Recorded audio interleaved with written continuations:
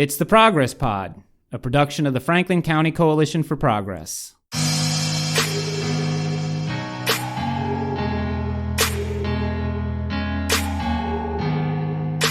I'm Pete Mazzoni, and on today's show, we're going to talk about the proposed power line that will pass through Franklin County and the people that are working to protect their family farms and land from being taken by Transource Power.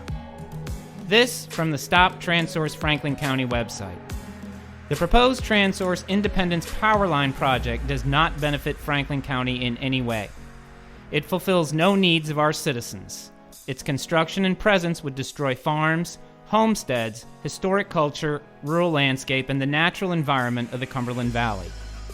Stop Transource Franklin County is a group of local citizens whose sole purpose is to stop the Transource Independence Project in its tracks.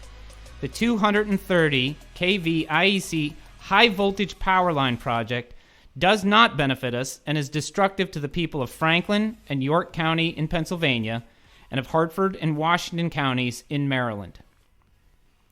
Also, later in the show, we'll have a primary election results wrap-up and we'll get a report from the Chambersburg Borough Council from producer Jeremy. But first, with us today, we have Karri, Benedict, and Lori Rice, two of the founding members of Stop Transource Franklin County. Thanks for being with us here today. You're welcome. So let's do a quick background, if we can, an abbreviated background on this and how you got involved. Well, I got a letter in the mail in June of last year, so we're going on almost a year. It was one of those letters that you sometimes throw away because you think it's an offer for cheap power or something, and many people did throw them away. And it was a notice from Transource that they want to build this power line.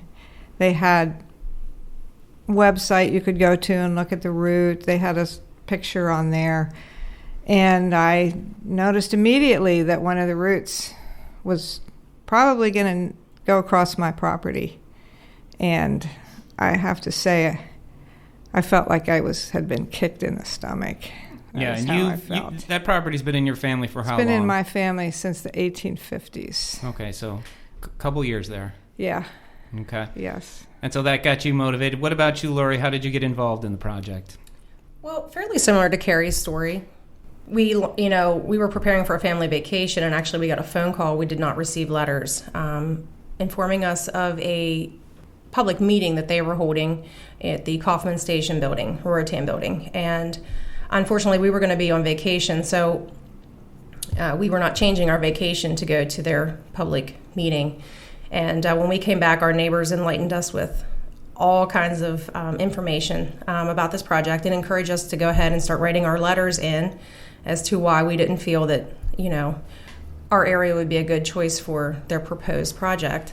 So we took to pen and paper and emailed them and, sent our concerns. And that kind of left us in limbo with which route they were going to choose. And but that kept the stir for trying to bring community together, trying to keep everybody as educated as we could and updated along the process. And that's kind of how we established Stop Transource Franklin County. And then unfortunately they narrowed down a route, and Karri and I are currently on that route. Okay, let's get into exactly what is going to happen to your land if they get their way. So they're putting in these towers, and the dimensions of them, I think, what is the footprint? Do you know offhand? 135 feet tall, over a right-of-way that's 130 feet wide. Landowners will have restricted use under that right-of-way. Any trees that exist there now have to be cut down, any trees on the right-of-way. Farming can continue under the right-of-way, but EMF transmissions do disrupt the high-tech farming equipment, planting equipment that farmers use now, so there will be some ongoing permanent damage. There will be damage to the soil from compaction of building. There could be damage to wells and water sources because of the drilling, which affects the hydrology of an area. We have a good portion of the line goes over limestone soils with underground caves, sinkholes, that sort of thing, which they, I suppose, were not aware of, as they were not aware of many things when they decided to site this project here. It will impact a number of people's property values on the route and adjacent to the route. Anyone who's adjacent to the route has no recourse to get any compensation for the decrease in their property values, because you only get compensated if it actually touches your ground. And the towers are roughly how tall? 11 stories is what we say. Oh my gosh. They're going to be some of the tallest structures in Franklin County, and every one of them is going to have a light on the top of it. Oh, I did not know that. Yes. All right, so there's a huge number of negative consequences. If it's approved. If it's approved, I'd like right. to preface that. Okay, and then let's get into what just transpired with Judge Zeller. If you guys want to address that as far as allowing Transource onto the land and what they're doing. Lori, I'll let you talk about that. Yeah, so we refused the property owners, and I think when it started there were 25 that were sued because we had not signed for permission to grant them access to our properties. And then that spun off into them going to court and applying for a motion to take us to court as landowners. And it amounted to 10 of us sticking together, and with the exception of with somebody who was not represented by our legal team. And we went we appeared the first time, and it was delayed till just last Tuesday. And in that, the judge allowed Transource to put representation on the stand and explain their story, and then he did allow time to hear from every landowner. So basically what Judge Vaughn Zellers did was he read the law verbatim and said that because the PUC granted you your utility certification, I'm going to go ahead and basically say you can have access to their property to do whatever you deem necessary to do. We would like for him to have respectfully said, you do your bat study, you do your turtle study, and we'll wait upon approval of your project, then we'll allow you to proceed with the rest of what you feel is necessary for you to conduct surveying on the ground. That didn't happen. However, some people read the newspaper and assume that because Judge Vaughn Zellers says you can have access, that meant the project was approved. And I think the long and short of this is this is a very long process. Yeah. This is a very historical moment for Franklin County. Nothing like this has happened here before. And this is where, we have sat in a position for a long time where we've seen other communities be faced with gas lines and the use and threats of eminent domain. And here we are, we're sitting there. And as a landowner, but even before I knew I was an affected landowner, the question of gross use of eminent domain crossed my mind a multitude of times. Right. Because for people who can read, and I encourage you to read, I encourage you to go out and study this for yourself. Don't just sit here and take my word or Karri's word for this. We're not a third world country. Nobody's without power. And so we're not bringing something to somebody that they don't have. So Judge Vaughn Zellers' decision did not say, oh yeah, the project's a go, just go for it. It basically said, I'm sitting here in a position where I have to uphold the law. And he did that. But again, go back and do your research. Figure out, historically what this means to you, because this is a private entity taking a very serious step. And I think if you really do your research, you look into the company and the project itself, and you realize this is an efficiency project. Right. And somebody said, well, what's an efficiency project? Well, maybe 2 months out of the year, they need to rely on a cheaper electrical source for these communities, D.C., Baltimore area. But what are you taking from this community? And stealing. Right. It's what it amounts to. And off of the backs of who? And when we talk about job prospects for our area, you forget that the people that work this land, many of these lands are supplying jobs to the local area and tax money to the local area. So what are you taking, and what will we never get back? Right. Now, you mentioned something, the PUC. Let's kind of get into the players here. That's the Public Utilities Commission. Correct. And they evidently, correct me if I'm wrong, are not beholden to the legislature or the legislators. That's correct. They're an independent commission. Right, so they're kind of can do what they want. Their job is to scrutinize these projects and ultimately protect the people of Pennsylvania, just like the Office of Consumer Advocate. They answer to the people. It's their job to make sure that all the permitting is done, the project is what it says it is, the players in the project, Transource, in this instance, are legitimate companies. Mm-hmm. There is something about this process that we realized as we go through it is a little bit backwards. And this process evolved, and the laws for it evolved over, hundreds of years. Transource could come into the state of Pennsylvania and gain what is called a certificate of public convenience, which makes them a public utility. All they really had to do to get that is say, we have a project, a bid that we've been awarded by the regional transmission company, PJM, and we are financially solvent. We have the capability to fulfill this project. Once they do that, they have the right to use eminent domain. So it's not, is it a good project, is it a worthy project? If we decide that, then you can use eminent domain. It's the cart before the horse. Yeah. And interestingly, I guess my question to them would be, this doesn't benefit the citizens of Pennsylvania.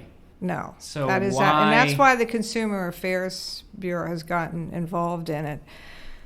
The financial benefit for this project, aside from a very small amount, probably of short-term, maybe low-paying, maybe middle-paying jobs, we have no idea, goes solely to the Transource, its parent companies, AEP and Great Plains Energy, and a fraction, an infinitesimal amount to the ratepayers in the greater Washington, D.C., Baltimore area, whom by numbers that you can pull right off the PJM and Transource websites amounts to about $2 a person per year that they might save on their utility bills over a 15-year period. Mm-hmm.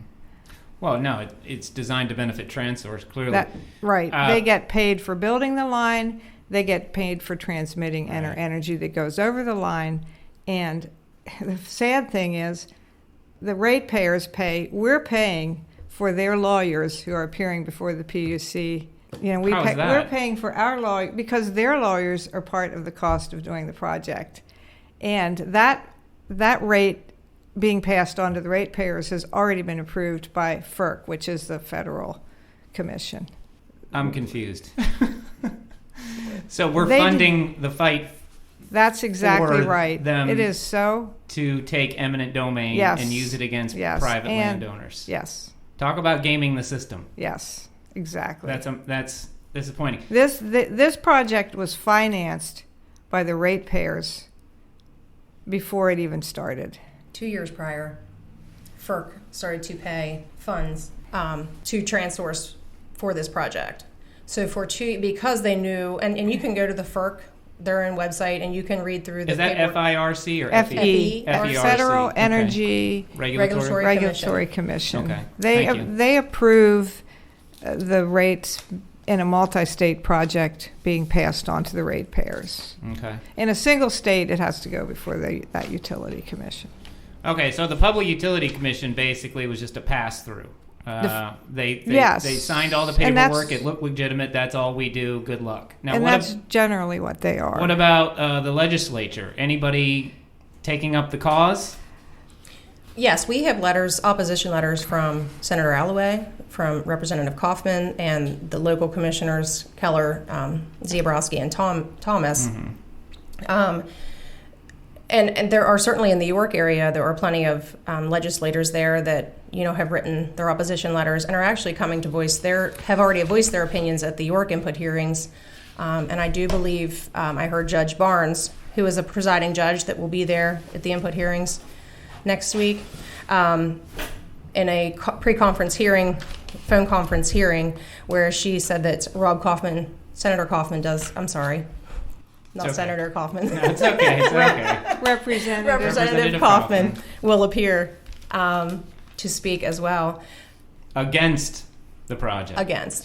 His concerns against the project. Okay. Well, it's good to hear because this is a universal issue. It is. And we didn't talk about your family history. And how long has your family been farming this land? And how much land are we talking about? The farm that my husband and I reside on, we purchased in 2011. My husband started farming. I mean, he comes from a long line of farming. And I do, myself. My grandfather was actually the first thrasherman in this area. And they did a lot of... Can I ask what a thrasherman is? Sure. So we have modern day equipment now called combines and stuff, but back then they were steam powered equipment. Oh, and that's what my grandfather endeavored in many years ago. Okay. And so farming is just kind of in the blood. And taking care of the land is kind of in the blood. Mm-hmm. So the farm that we reside on, I had seen where many of their descriptions of the area that they chose was undeveloped land. And, part of what my husband and I do is a very large farming operation that takes place in Franklin County and into parts of Cumberland County. But we raise heifers, but we also have a composting facility on this property. Our further expansion, of course, on our farm, we have some things that we have to be very aware of and avoid. A lot of sinkholes. We have a cavernous area on our property. So where we can keep expanding our business and our livelihood is a little bit limited. So, we've tracked out pretty strategically how we want to start to place things and how we can and grow. But, as we heard last Tuesday, you can't build under these lines. So all of a sudden, if it's splitting in half what you plan to develop and you can't do that anymore, that's kind of a devastation to your further growth. I mean, you're kind of done. And who are they to determine on your land what's undeveloped or developed? That's your property. You can do with it what you will. If you want to let it go fallow or whatever, that's your decision. Well, I thought so until this project made its way to the light. And apparently they can drone your property. They can take pictures from your property from the road. You all of a sudden don't really have as many rights as you thought you did. As a young person, I thought, I live in the best country in the world and we're really safe and protected here. And, this has given me a bird's eye view of, when a big corporation comes along, it has weight, and we're just little individuals that can be divided. Let me ask about that. My understanding is one of their tactics was kind of divide and conquer to kind of get certain landowners to fold. Do you feel like there's unity among the landowners that these towers are going to go through? I'm going to quite simply say no. I don't feel like there's a unity. Now, when people start getting their estimations for their property, you might see a little more unity because I said from the beginning, the money will not be worth what they take from you. So in other words, it won't outweigh your troubles. Right. And it's not just the installation of the line. I mean, I think, we still sit here and we talk about this prospective project, but it's what happens long after, that, I think people were forgetting. And if they only give you a couple $1,000s for your land and they can make millions of dollars off of that project, there's no parity. Yeah. There's no parity. When this project first came to light and we were trying to get the word out and we were having our initial meetings, we had sort of an outpouring of support. People did not want this project, and the more they heard about it, the less they liked it. When they narrowed it down to a specific route, of course, there were a lot of people who breathed a sigh of relief, Because it missed their property? It's not me. Right. Some of those people went away, not all of them. Some of them have remained core members of our group. Mm-hmm. But then, I mean, it just keeps rolling on. Then you start getting the letters, then you start getting the threatening letters if you haven't signed. And there's a lot of, I don't know whether it's misinformation or not, but there's a lot of apprehension about how do you deal with this. If you're facing possible eminent domain down the road, do you cave right away? Is that your best option to get the most amount of money? I mean, there are a lot of people involved who weren't hopeful that we weren't going to be able to really do anything about it. Mm-hmm. And I can't say that I blame them. Everyone has their threshold, of what they're willing to. Time, energy, and resources, yes. Definitely. And so I don't fault anyone for the path they chose. It's not the path that I chose. But those people, regardless of whether they agreed to let people on their property early on, made verbal agreements with Transource about selling their property early on, it's rarely do I truly feel do any one of those people want to see this project. They just feel they're dealing with it the best way they can. Mm-hmm. And it's also kind of a situation of, sharks and goldfish, if I can use an analogy. Exactly. I mean, you're dealing with very savvy corporate people who, you say the wrong words in front of them, and they'll use it against you all day. There was a tremendous amount of information about this project put out by Transource. It still continues to be all along, and I will say that I was in the very first public hearings. I asked questions, which were, one of the questions that I asked was, if you say that this project resolves a congestion issue, which means cheaper energy from Pennsylvania is going to go to an area south of us where energy is more expensive, doesn't the law of supply and demand mean that our energy costs will rise because of that? Oh no, that's not how it works. Well, it wasn't but a couple days later that I went on the PJM website and read some of their remarks about market congestion results in an equalization of prices. Well, you can say it however you want. Prices are going up. It means if it goes down there, it goes up here. Now, yes. Tell us about, we haven't introduced all the players. PJM, let's talk about who they are. PJM stands for Pennsylvania, Jersey, Maryland. It's a regional power management group. There are, I don't know how many of them throughout the country, maybe 15 or maybe more. They regulate and watch over the flow of electricity between, in this case, a group of, I don't know how many companies, like West Penn or First Energy, all the different energy companies in the region are members of this quasi nonprofit corporation, which only exists to regulate how these companies kind of work with one another and move their energy back and forth, and to see, is the grid efficient? Is it in good repair? Do bids need to be let out for infrastructure? Right. But their board and their membership, all of their membership would be the power companies in the region who do operate for a profit and have their own best interests at heart. Of course. So the end result could be what's called the easement in perpetuity. That's right. Let's talk about what that means. This is a perpetual easement, that type of easement which is to last without any limitation of time. It is a right which a person has on the property of another person, which to an extent is permanent. So all those footprints effectively become the property of Transource as they make their way across. So you forfeit all that acreage. What happens when you sell a 135-foot wide easement is that they essentially, although it's called an easement, they own the right to use that property and tell you what you can do on it, not the other way around. Okay, that's not good. That's not good at all. How passionate are Alloway and Kaufman about defending your property rights? Because it seems that the only people that can possibly stand up to this would be our politicians. The way it's set up, it's not supposed to be political. The legislators will tell you we cannot directly influence this project. We can't have a bill, Why? the House, which What's stopping puts them? the kibosh on. It's the way the government is set up. I mean, we have a constitution, we have, laws in this state, and it separates out the different powers just like the federal constitution and laws do.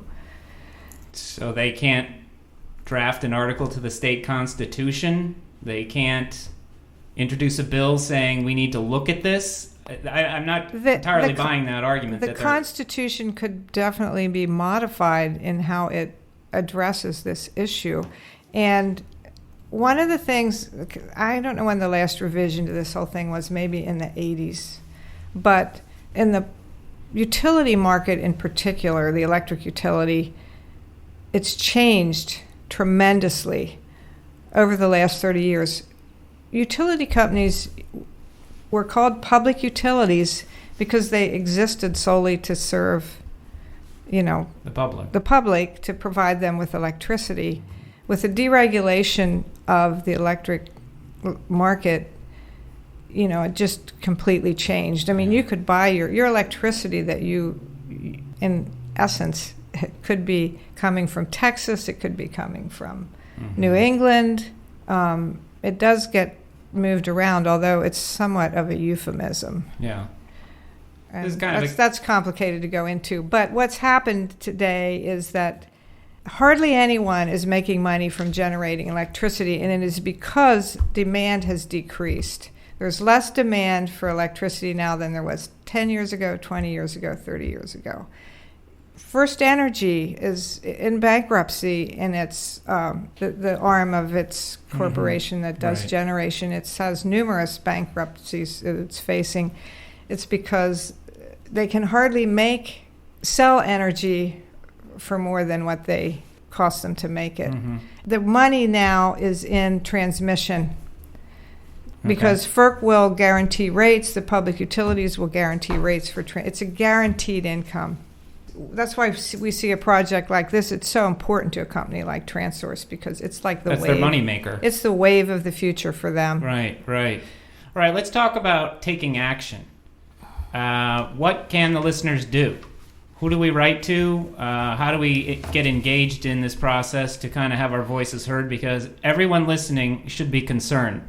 Maybe it's not happening to you directly, but it's happening to your neighbors and people we know in Franklin County. And the eyesore that it's going to put through the center of this valley is kind of unimaginable. And now I didn't know about the lights. Yeah. And that's really a topper, isn't it? That they're going to put lights up. What's that going to do to wildlife? What's that going to do? I mean... Well, just imagine, it's going to be a string of lights from the Maryland border to just south of... Describe where it goes, if you could. I'll describe the southern part, and you can kind of take over when it gets to your house or your area. So it starts south of Waynesboro, very close to 316, where it goes down into Maryland.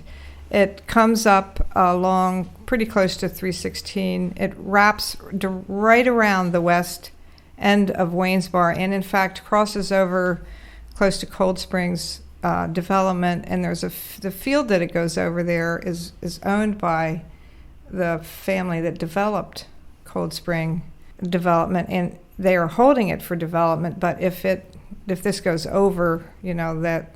Is that the end of their development? That'll be the end of that development, unless you want to buy a new house that's underneath the power line. Oh, well, they can't build underneath up it to do that. So then it crosses 16 and goes close to Price's Church Road and the west branch of the Antietam Creek. It crosses 316 just north of Paul's Market, and I'm giving kind of landmarks that people would know. It goes up the middle through farm fields of 316 and 997, crosses Mannheim Road. That's where it comes into contact with your property. My property. Goes over the orchards there. My property goes through farms, crosses Stamy Hill Road. At Stamy Hill, it kind of jogs to the west, goes towards Altenwald Road, Church Road. Which I will disclose I live on. Yeah. It won't be, it actually is not going to be very far from your house. No, I'll be able to see it. Anyone driving, and I'll let you finish the route here, but anyone driving from Waynesboro to Chambersburg, all they'll have to do is glance to the right, and they'll see this line most of that drive, most of that 15, 16 miles or whatever that is. So yeah, from the Church Road area, it's going to keep creeping up through some farmland and end up in around where I live, Henry Lane. And from there, it'll cut out across to the Falling Spring Elementary School and Cross Country Field. Really? Mm-hmm. Wow. Yes. And that's getting into a developed area. It's a highly developed area. Yeah. It'll head out towards Lowe's and the Patriot Federal Credit Union. It'll cross 30 there, and it'll head out through Mauer Road and all of those farmlands and that development there as well. And then it'll stay, on along 81 and stretches down through Scotland. Wow. Puncturing right through the heart of where we live.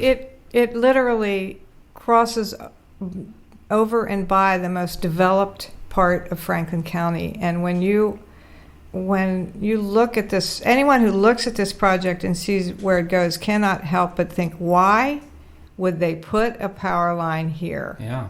Now, it does parallel a smaller 128K power line for part of that route. It goes by, I have one on my property. It's a small line with wooden poles, and that power line, I get my power from.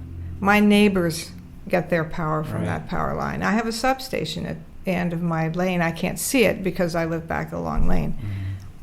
I know that, some of us have to have power lines on our property for everybody to have power. Right, but that's directly benefiting you. Yes, and this isn't a needful project. I mean, it is absolutely not necessary. It's got a very low cost to benefit to cost ratio, so almost close to the cancellation point of even their standards. So for the listeners, this impacts Chambersburg, not just farmers in outlying areas. It crosses the Lowe's parking lot. Yeah, it crosses 30 and is going to go, obviously, through a development there on the other side of 30. Yeah, it goes right adjacent to it, Okay. but close enough to impact property values. Oh, it's going to have a huge impact on property and values that out field, there. which I imagine it's a field now, but I don't imagine that I imagine someday it wouldn't be a field. No, it'll get developed. It's just on the... Or won't get developed now that the power lines are coming through. Have they made any monetary offers to kind of get the ball rolling, or...? Yes, just last week they sent out some quote-unquote offers. She's laughing, so obviously they were insufficient. They're extremely insufficient. They lowballed you to start with. Oh, yeah. It's literally pennies. I will say, the offer that we were made was based on, it was like, if I wanted to sell you a quarter of an acre of ground, what would I sell it to you for? It wouldn't have been an unreasonable offer if that's what were happening. If you wanted a quarter, you were putting in a driveway, or you needed a little piece of ground. They're leaving something, they're not taking a quarter of an acre. Right. No, they are leaving something which is very damaging, will be very damaging to my property values. There was no consideration for that whatsoever in the offer. I have research which shows they can reduce property values from a low end of 6% to a high end of 40%, and it is very hard to predict. Let's split the difference and put it right in the middle, and that's still a huge loss. Right. And I know what my property's worth. Their offer was a fraction of what that damage to me might be. I don't know your land, Lori, but I've been on your property, Karri, and it's spectacular. It is really a beautiful place. So let's get back to taking action. We're going to wrap up here, but I definitely want to get input get it out there. Yeah, go ahead. Okay. The public input hearings are citizens' chance to go before the PUC judges, the actual judges that hear the case, and talk about why this project is not good for Franklin County, why it's not good for them individually, and basically tell the judges why they should say no to this project. They are next week, Tuesday and Wednesday, the 22nd and 23rd. there's a hearing at 1 and 6 p.m. each day. They are being held at the New Franklin Fire Hall. Mm-hmm. I attended the first hearing in York, and I was impressed with the civility of the judges and the whole process, how very conscious they were of making sure that people had their chance to speak Mm-hmm. and say what was on their mind. If you attend a hearing and you want to participate in it, you can read a statement, you can give just an oral statement that's recorded by the court recorder. In those two cases, you would be sworn in saying that your statement's true, Mm-hmm. what you say is true. You can also give an informal statement if there are people who don't swear because of religious beliefs, that kind of thing. If you are a person like that, you can just go and give a statement. It doesn't become a part of the official record, but the judges do hear it and the lawyers do hear it. And if you're not big on standing up and speaking in front of a crowd, you can hand a statement in. Okay, great. Yes. There's a lot of people, they're not very And you don't comfortable. have to, you could come halfway through the hearing and sign your name in, and you'd be able to speak. Okay, so those dates again? The 22nd, 23rd, 1 and 6 p.m. At New Franklin Fire. New Franklin. Okay. We just want everybody to come out. Yeah, Even if you just feel like you want to see what's going on, show up. Yeah, you need you don't have to bodies in the speak, audience. yeah. Now, what impact will these statements have on the judges? I mean, let's say that you get an overwhelming turnout. What will happen if the judges hear is how this is bad? It's more of a problem if we don't get an overwhelming turnout. Okay, well, let's assume the best of all worlds. But yeah, you want to speak to that? Well, it's huge. I mean, she's got a heart, she's got a head, and she can think. And these judges are very bright, having met them. And this is what they want to hear. How does this affect you? How will this affect your community? And it is important to come and to speak if you can, because this is your time and your only time to talk about a historical event in this county. Mm-hmm. At the evidentiary hearings, they're going to be expert witnesses presenting evidence and people being cross-examined, et cetera, et cetera. That's next December. But this really is the chance, the only opportunity that we have for it to go on the court record to say what it's going to do to our community. Okay, so for everyone listening, this may not be directly about you, but it's directly about all of us and protecting private property rights. So to wrap up, if you guys have anything else you want to contribute or share? Well, I would like to end by saying we have T-shirts that will be available to purchase this week. We will also have them at the doors at the input hearings. They will be $20. You'll have your choice of green or gray. We are asking people to wear green in support of Stop Transource Franklin County to the input hearings. We have a few car wash tickets left to finish selling up here. And we do have some more fundraising events planned, so you're welcome to stay tuned to the website and look for them. And that website again? Is stoptransourcefranklincounty.org. Okay. It's Franklin CO, right? I don't have Franklin County spelled out. I think it is County. CO. CO, sorry. Okay, no problem. That's okay. All right. Well, thank you both very much for being with us today on this very important issue. And let's meet up again and talk about what happens Updates, next. Yeah. Definitely. All right. Thank you both very much. Thank you. I'm going to throw it over to producer Jeremy Kate. Jeremy, what do you got for us? Well, we have some news coming from the borough of Chambersburg on today's show, and there was an election yesterday, so yes, there we'll was. talk a little bit about there was that. A primary, indeed. Yeah, and so we'll. And the women turned out. And by the way, by the way, I want to thank you too for coming, because I didn't know a whole lot about this, but I just learned a lot, so I appreciate you coming. Good, thank you. Believe me, we just skimmed the surface. I'm sure. Yeah, we could be here for a long time. Well, this needed to get out. I do know a lot of people that aren't aware of it. They see the signs, but they're not sure what it's about. We live in the age of communication, and it's strangely hard to communicate with people. Well, there's a lot of noise out there, and people kind of get locked into their channels, and they don't know what's going on. Well, I think it's important to point out, we're not paying for propaganda for our story. Right. So we're relying on people like you. We're relying on our community, our friends, right. Our coworkers, etc., to kind of set the story straight. There is always two sides to every story. So if somebody comes to your door wanting to sell you, the latest and greatest thing, you might want to be aware of that. Mm-hmm. And I also say, because one of my T-shirts that we designed alludes to Tesla and his comment about, are we still running these lines? Mm-hmm. How many new cell phones have you had in the last 10 years? Right. Quite a few. Yeah. But we're still using technology that's over 100 years old. Yeah. And then we're hanging it in the air, and we're not burying it. And I would like to also point out something that made the news today. Speaking of news, a sinkhole opened up in York County today and swallowed a utility pole. So, to speak to the fact that here we are saying to you, you cannot put these massive, heavy structures in a lot of this ground around here because it could not sustain the weight of a structure like this. Sure. And in the case in point in York today, it was a normal utility pole that you have right outside your door, not a massive structure. Right, just a wooden pole. Yeah.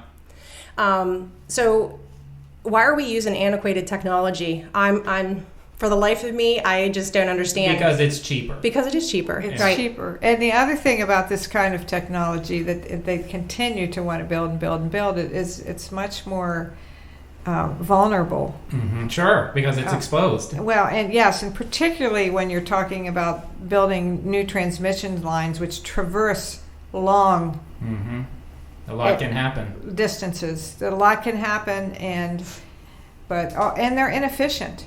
Yeah. We lose up to 50% of the power that you send down a line.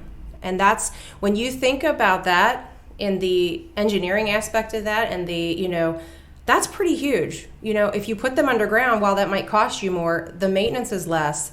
The reliability at the other end is greater. And there'll be less resistance. And there's less resistance. Not going to be people popping up saying, no, to your project. And the other thing, too, we didn't really address, but there are health concerns that go along with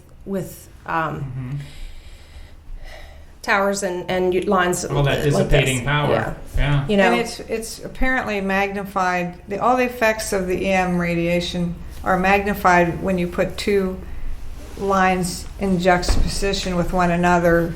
In this case, much of the line, they want to site this larger line right next to the 128K line. Mm-hmm. So just make it worse. Yeah. So, all right, listeners, this is your call to action. We expect to see you at New Franklin Fire Hall, and make your public comment, and let's protect our neighbors and protect private property rights. Thanks again, guys. Thank you. Thanks. So we weren't quite done yet, but that's a good thing. That's a good thing. All right, so Borough Council met Monday night. The elections, let's start off with the elections. All right, let's do it. What do you got? Looks like, Pete, Dr. John Joyce is the Republican candidate for Congress Schuster's in man. the new 13th district. He's Schuster's man, apparently. And sounds like an anointing. Halverson didn't even really make the running, did he? I think he came in fifth, is what the paper said. And perennial campaigner. The perennial campaigner and Tea Party darling Halverson. And his comment in the paper that I saw this morning was that the swamp won. Yeah. So take that, you 20% of Republican voters that voted for Dr. Joyce. You're the swamp. Yeah, I'm sure they'll love hearing that. Yeah. So the public opinion headline on the elections today also said that Joyce will likely be elected given the heavily Republican district that this is. But Pete, there is a Democratic candidate, and he won yesterday too. Brent Ottaway? Brent Ottaway. He was unopposed. And he will be the... Wait, go back. He was unopposed? He was unopposed in the primary, I can't imagine. Well, I'm surprised there was one on the ballot. Politics are unusual these days. What about that independent candidate? Oh, that's right. We didn't have one. We didn't have one of those. But, if the Progress Pod bump works, who knows what might happen for Ottaway, because we're going to have him on this show. Yes, we are. We will. We still have not reached out to him, but Mr. Ottaway, we plan to. And we can do it over the phone. We can do it over the phone, You can be in your car. You can be wherever you want to be. Yeah, but we got to have you here in Franklin County. That'd be more fun. Here in Chambersburg. Yeah, see how it is. Come represent, man. Come represent. That's right. All right. So anyway, Borough Council meeting. I've been going to the Borough Council meetings. For the entire time you've lived here, religiously. Just about. But haven't talked much about them on the Progress Pod yet. Let's hear it, man. What's going down? Big news in Chambersburg, alfresco dining on the square. That's Italian. That's French for what?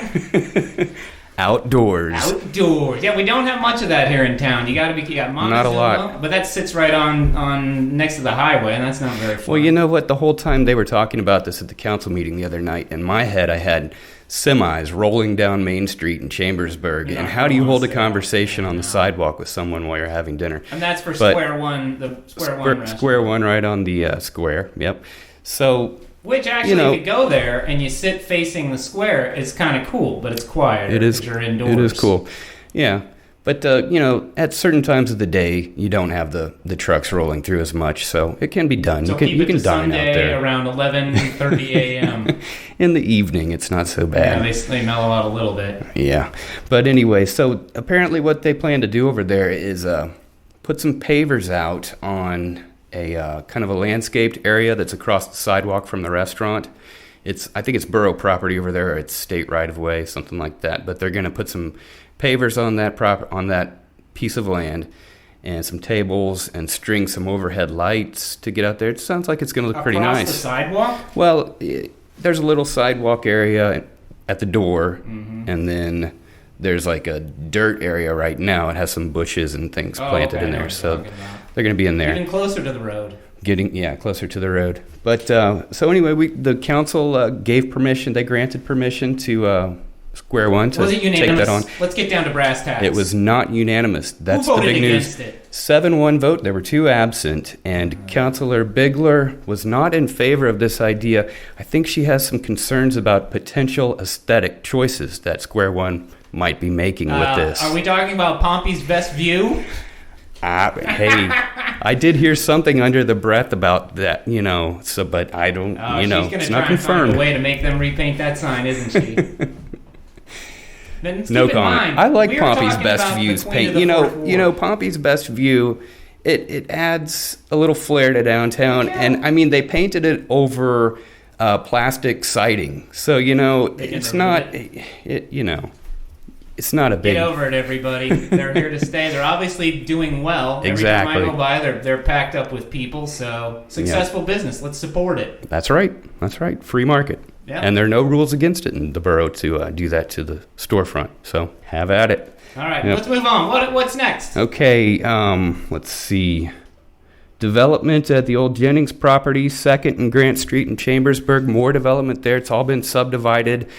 And... I think it's Brandale Construction in town here. They're going to be building some office buildings on part of that property. And the big news is that this plan includes green space. Nice. So it's not just going to be one big plot of asphalt. They're going to plant a tree. Looked like they're going to do more. They had some renderings there. It looked pretty nice. Cool. Yeah.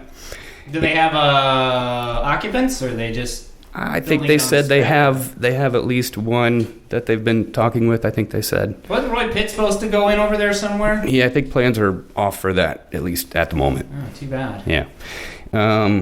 Let's see what else. Speaking of asphalt, parking lot behind the ice cream station on Lincoln Way West has been purchased. Adjacent to the historic wall of Chambersburg. Indeed. It's been purchased by the county.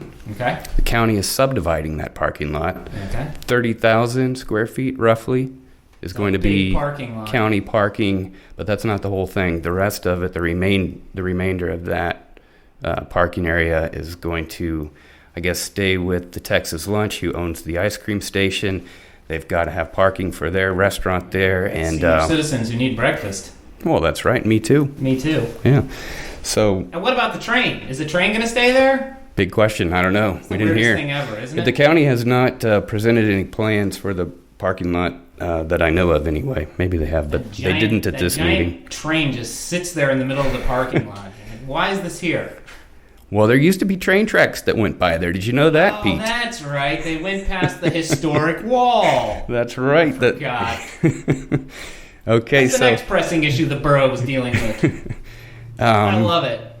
I'm really excited about it. What else did I scratch a note of? I think that may be it, because those were the highlights, at least while I left a little bit early. But what were the lowlights? Well, we won't go there. Public commentary? No public comment. Oh. At least, well, not that wasn't on the agenda. The guy who comes up with his notepad is ready to talk. There were no notepads.